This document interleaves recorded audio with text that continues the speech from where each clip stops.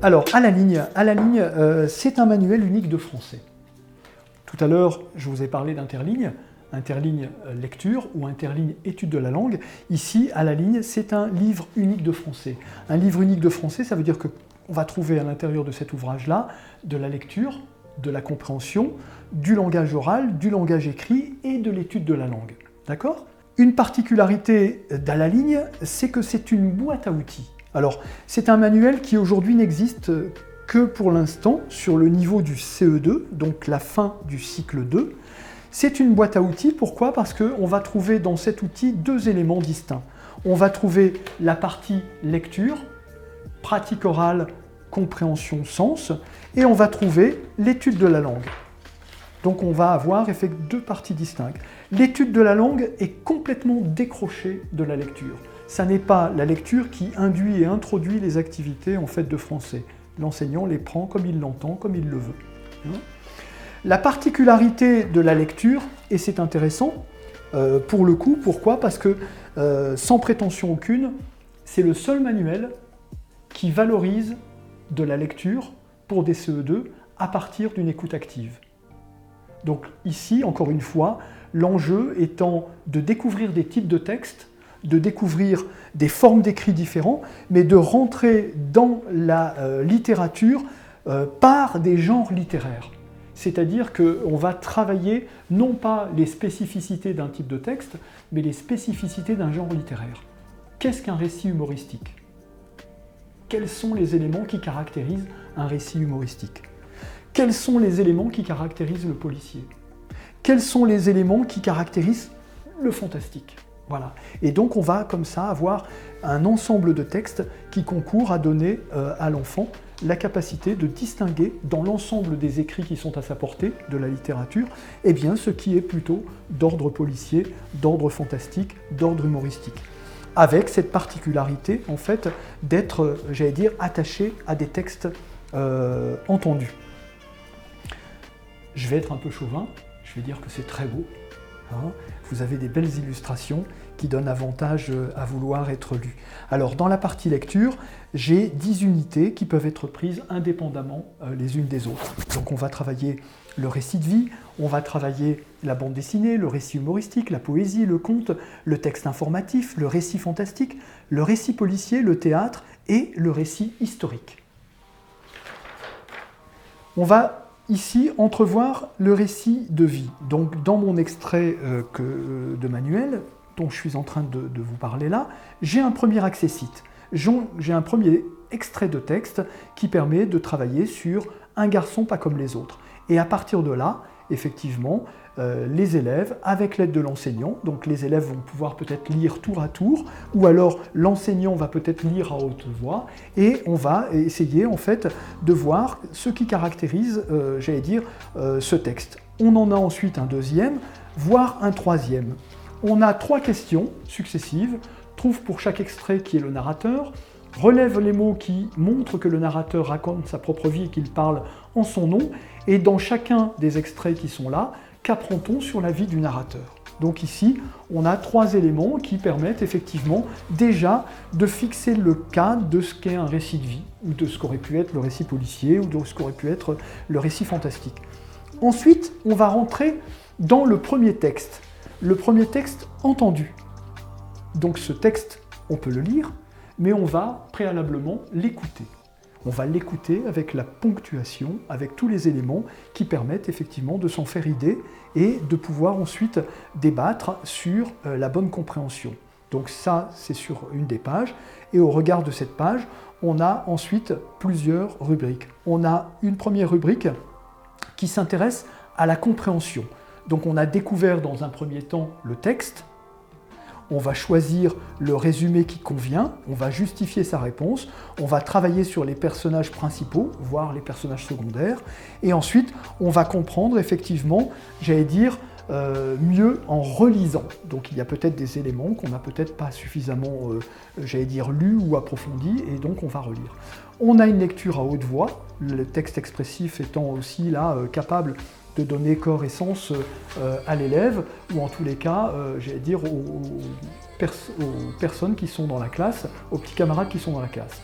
on va parler, donc on va raconter la journée d'école. On a peut-être effectivement déjà assisté à une intervention des pompiers. On va donc là, de façon imagée, imaginaire, raconter. On va enrichir son vocabulaire et puis on va produire de l'écrit. Donc là, on a une première amorce qui permet de travailler la compréhension, de travailler la prise de parole, puisque l'oral dans les programmes a pris toute sa place, et puis on va rentrer dans l'enrichissement du vocabulaire pour mieux écrire. Un deuxième texte, supporté, on est toujours dans le récit de vie, un deuxième texte, toujours supporté par l'écoute active. On retrouve toujours les rubriques précédentes, découvrir le texte, comprendre en relisant, lire à haute voix, parler, enrichir le vocabulaire, produire de l'écrit. Et puis à nouveau, et puis on va clore. On va clore par une lecture d'images. Donc cette lecture va permettre effectivement, là encore une fois, de fédérer les enfants, mais au travers d'une œuvre artistique et culturelle. On va retenir, puisqu'il y a des éléments qui sont effectivement à retenir, et on va caractériser ce qui effectivement marque le récit de vie.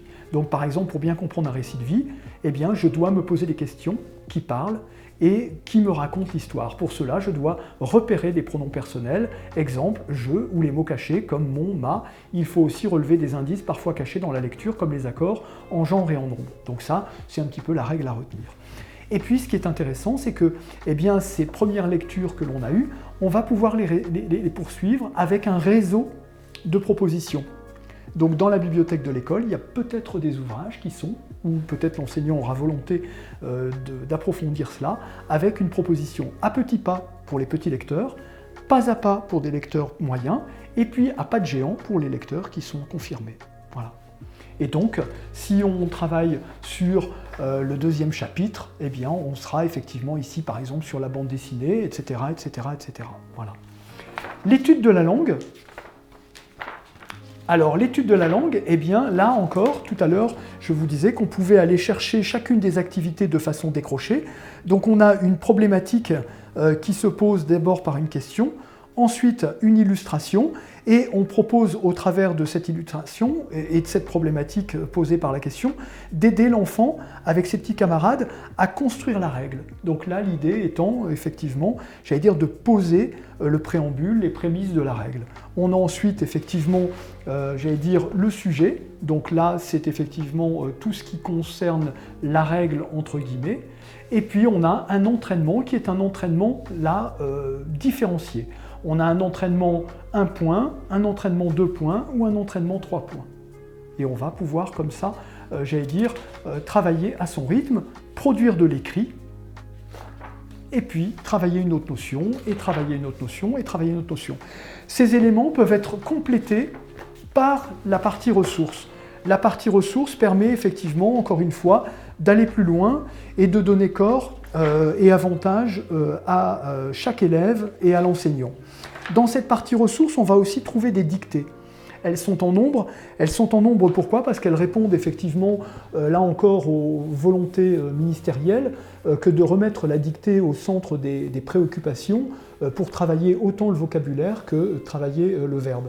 Donc on a des dictées qui sont des dictées entières, on a des dictées qui sont lacunaires, on a des contrats de dictée, donc des contrats qui peuvent être des contrats négociés, entre guillemets, c'est-à-dire qu'on peut, par exemple, travailler en groupe sur une dictée et présenter, j'allais dire, cette dictée de groupe après à l'enseignant, qui vaut pour l'ensemble, ou des autodictées, pardonnez-moi, des autodictées qui sont là aussi des éléments différents et différemment travaillés.